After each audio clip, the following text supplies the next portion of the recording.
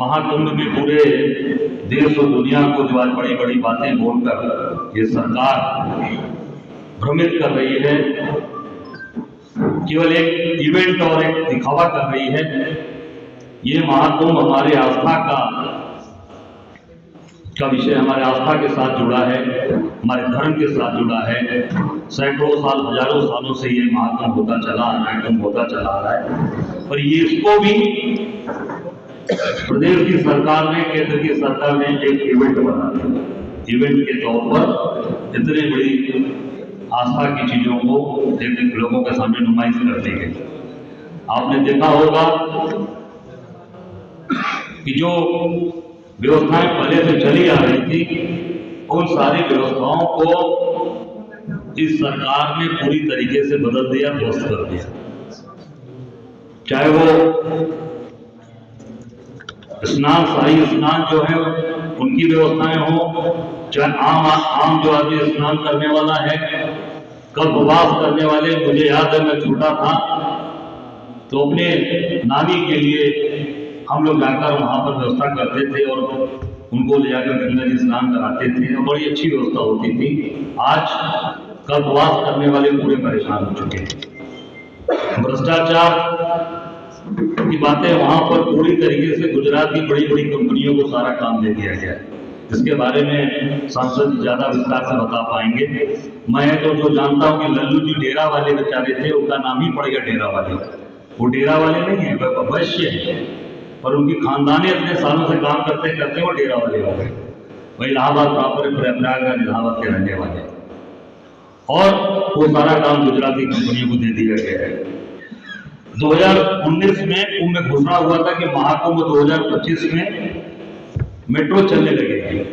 2019 में घोषणा किया था सरकार ने कि 25 में मेट्रो चलने लगेगी, जो अर्ध कुंभ था, और महाकुंभ में मेट्रो चलेगी।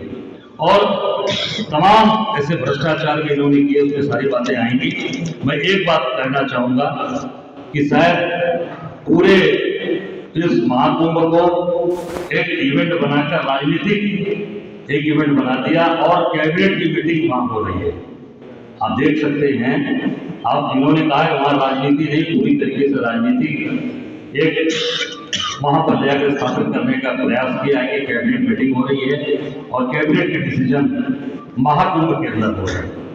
अगर महाकुंभ में डिसीजन हो रहे हैं तो धर्म का डिसीजन करिए, कुछ ऐसी चीजें करिए जो सब समाज के लिए करिए, और ऐसी चीजें आप कर रहे हैं जिससे केवल और केवल राजनीतिक संदेश, एक धार्मिक स्थान से राजनीतिक संदेश देने का जो इन्होंने प्रयास किया है। मैं समझता हूं कि पूरी तरीके से इस महाकुंभ को राजनीति की तरफ ले जाकर इन्होंने धकेलने का काम किया है। हम सब लोग, कांग्रेस पार्टी, कांग्रेस के लोग, हम अपने जितने भी आस्थावान लोग हैं, जो वहां जा रहे हैं, जो जाकर वहां स्नान कर रहे हैं, जो वहां पर जो अमृत वर्षा जो हुई उसका जो अमृत पान कर रहे हैं, मैं वहां सबको अपनी शुभकामनाएं देता हूं। और निश्चित तौर से हम सब लोग भी वहां पर फरवरी में हम सब लोग वहां जाएंगे और स्नान करेंगे और महाकुंभ में हर हर गंगे हर हर महादेव होगा। मैं आग्रह करूंगा अपने वहां के अभूतपूर्व सांसद प्रयागराज के, जो 40 साल बाद वहां पर इन्होंने एक बुलंदी की है, कि आप अपनी बात आप सबके सामने बनाकर जांच करनी चाहिए, जिससे आने वाले दिनों में ऐसी घटनाएं न घट सके। क्योंकि तो बहुत बड़ी घटना थी, 130 शिविर और उनके भी पुनर्वास का जो काम था, जब मैं गया तो कोई व्यवस्था सरकार की तरफ से नहीं थी। सिर्फ 2 लोग मुझे मिले जो बेचारे बीकानेर से आए थे, अपनी चाबी ढूंढ रहे थे कि उस जले हुए उसमें जो है कहीं पर उनकी चाबी मिल जाए। लेकिन मैंने कहा सरकार कहेगी सिर्फ आश्वासन मिला है कि हम आपकी व्यवस्था करेंगे। मुझे लगता है सरकार को त्वरित गति से काम करना चाहिए।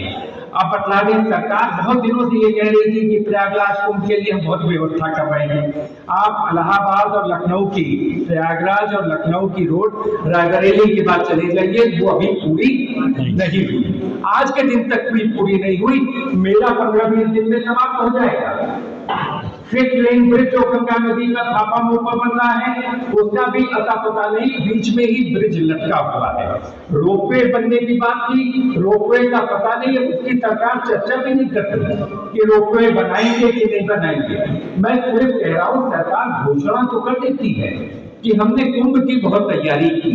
आप सरकार को एक व्हाइट पेपर निकालना चाहिए कि प्रदेश सरकार ने कितना खर्चा किया, कहां कहां खर्चा किया, और केंद्र सरकार का कितना पैसा इसमें लगा। क्योंकि अभी तक ये कहीं पता नहीं चल पा रहा है कि सरकार खर्च कितना। सरकार वाहवाही तो लूटने में लगी है, सरकार अपनी पीठ तो थपथपा रही है, लेकिन कहीं पर भी मेले की ओर पर्याप्त ध्यान नहीं है। लेकिन मैं सरकार से सिर्फ आग्रह करूंगा, विनती करूंगा, मौनी अमावस्या में जो मकर संक्रांति में से जो पुराना हमारा अनुभव है, हम जब से जी लेता है तब से हम लोग उसी गंगा नदी में नहा रहे हैं। 4 गुना लोग ज्यादा आएंगे, 4 गुना लोग ज्यादा आएंगे। तो कृपा करके अगर सरकार चाहे तो वीआईपी लोगों का आवागमन कम करे बसंत पंचमी तक।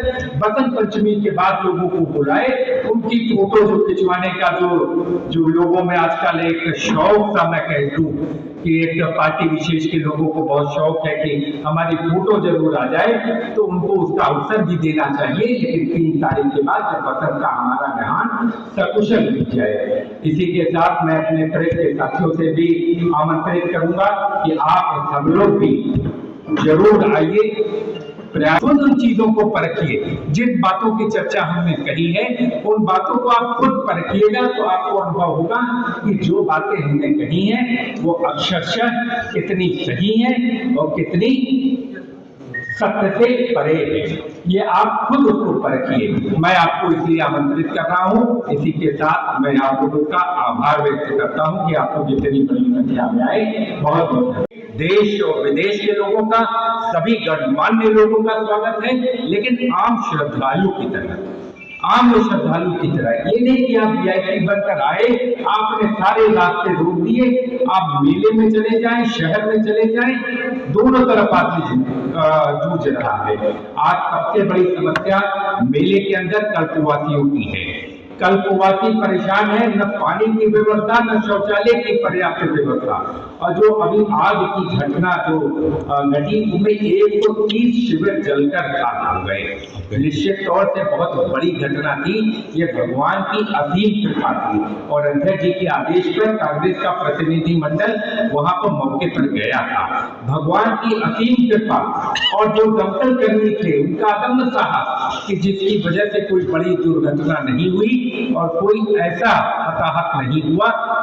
मैं तो सिर्फ इतना कहूंगा कि वहां भगवत गीता और रामायण की प्रतियां जली हुई जो बची हुई मिली, तो भगवान की कृपा की वजह से ये सब संभव हो पाया। मैं कहना चाहूंगा सरकार वीआईपी के पीछे भाग रही थी, इसलिए ये सब घटनाएं हुई। आज भी पूरी की पूरी प्रदेश की सरकार इस कुंभ महाकुंभ को राजनीतिकरण कर रही है। ये राजनीति का हमारा विषय नहीं है, हमारी आस्था के साथ एक खिलवाड़ हो रहा है। इस आस्था के खिलवाड़ के साथ न कांग्रेस पार्टी और हम सभी लोग इसका पुरजोर तरीके से विरोध कर रहे थे और आगे भी करेंगे। इनके भ्रष्टाचार की कलई आज भी कहेंगे और संसद में भी इस बात को उठाने का हम प्रयास करेंगे। पिछले भी सत्र में हमने लगाया था, लेकिन किन्हीं कारणों से नहीं आ पाया। वहां 200 करोड़ का स्लीपर का जो है काम स्टेट टू स्टेट कॉन्ट्रैक्ट दिया जाता था, सिक्किम सरकार को दिया जाता था। इस सरकार ने उस कॉन्ट्रैक्ट को खत्म किया और अपने चुनिंदा ठेकेदारों के माध्यम से उस कार्य को करवाया। और वो ठेकेदार लोग थे जिनको उसका अनुभव भी प्राप्त नहीं था। इसकी वजह से दिल्ली में पॉन्टून का ब्रिज, और पॉन्टून के ब्रिज में अगर मैं दिखा दूं कैसे स्लीपर लगे हैं तो आपको खुद ही समझ में आ जाएगा कि कितना बड़ा गड़बड़ झाला है इस स्लीपर के कॉन्ट्रैक्ट में। मैं सिर्फ आप लोगों से यही कहूंगा मेले में कल्पवासी परेशान है। तीर्थ पुरोहित, जो तीर्थ पुरोहित है उनको ऐसी जगह दे दी गई जहां पर कोई आदमी जाएगा ही नहीं, इतनी दूर उनको कर दिया गया जो है संगम से, जो कि हमारे एक बहुत बड़ा हिस्सा है तीर्थ पुरोहितों का, कल्पवासियों का। जो नाविक है वो परेशान है सरकार के मनमाने रवैये से। हम सिर्फ इतना ही कहना चाहेंगे, आम श्रद्धालु परेशान है, आम जनता प्रयागराज की परेशान है, कल्पवासी परेशान है, तीर्थ पुरोहित परेशान है, और जो नाव चलाने वाले लोग हैं वो भी परेशान है, क्योंकि सरकार की तरफ से जिस तरीके की बंदिशें लागू की जा रही हैं। मैं आप लोगों से कहूंगा, अगर इलाहाबाद अभी मौनी अमावस्या का नहाना आ रहा है, प्रयागराज के चारों तरफ से रास्ता बंद कर दिया, आप प्रयागराज स्टेशन से उतर जाइए और मेले तक कहीं पर शौचालय की व्यवस्था सार्वजनिक नहीं है। हमारी महिलाएं कहाँ जाएंगी? दरवाजा खटखटा तो महिलाओं ने, वृद्ध लोगों ने, लोगों के घरों में जाकर जो है इसी तरह जो है अपना समय बिताया, क्योंकि सरकार की व्यवस्था मकर संक्रांति के समय सुचारू रूप से नहीं थी। उसका मुख्य कारण क्या है? अगर आप जाएं तो सिर्फ वीआईपी लोगों का तांता लगा हुआ है, अधिकारी वीआईपी के पीछे भाग रहा है, और वीआईपी किस लिए परेशान है कि उसकी फोटो खींच जाए। तो मैं ये सिर्फ यही सभी लोगों से, जो लोग वहां जा रहे हैं आम श्रद्धालु की तरह जाएं तो प्रयागराज की भूमि, प्रयागराज की धरा पर उनका बहुत अभिनंदन है, बहुत स्वागत है, लेकिन वीआईपी की तरह आएंगे तो कहीं न कहीं मेला प्रभावित हो रहा है।